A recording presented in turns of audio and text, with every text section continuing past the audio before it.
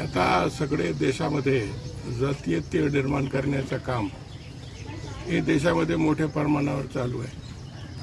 आपण आज पाहतो की संबंध देशामध्ये जर आपण चित्र पाहिला तो मुस्लिम समाजाचे एकटे व्यक्तीला पाहून, मग ते कुणी प्रवासात असेल किंवा असा व्यक्तिगत कुठं जात असेल, त्याला जीवे मारण्याचं काम मोठ्या प्रमाणावर हे देशामध्ये जातीय संघटना, बजरंग दल सारखी म्हणा, गोरक्षकच्या नावामध्ये जे काम करणारे म्हणा, हे लोकांच्या माध्यमातून केलं जाते आणि हे लोकांना सरकारचा पाठबळ हे निश्चितपणे आपल्याला आज दिसते.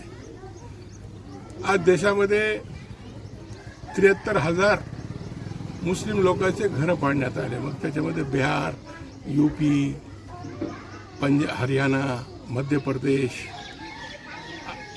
ओडिशा आणि 1.5 लाख जवळपास लोक बेघर झाले. मुसलमानाचे धर्मस्थळ, मस्जिद असेल, दर्गा असेल, मदरसे असेल, आज ते सुरक्षित नाही. हे महाराष्ट्र फुले शाहू आंबेडकरची धरती आहे आणि महाराष्ट्रामध्ये जातीय सलोखा टिकून राहायला पाहिजे.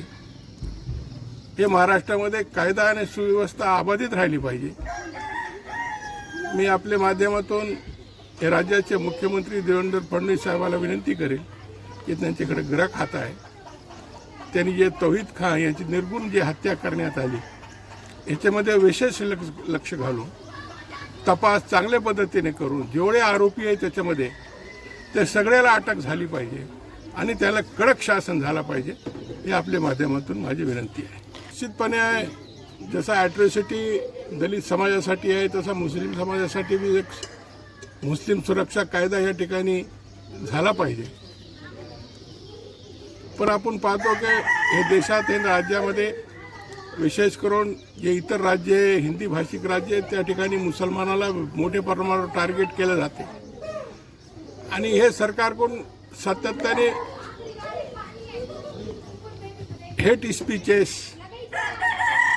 जे पदावर बसलेले मंत्री असेल, आमदार असेल, हे सुद्धा संविधानिक पदावर बसून सुद्धा त्या ठिकाणी निवडून आलेले सुद्धा त्या ठिकाणी मुसलमानाच्या विरोधामध्ये सारखं वक्तृत्व करतात.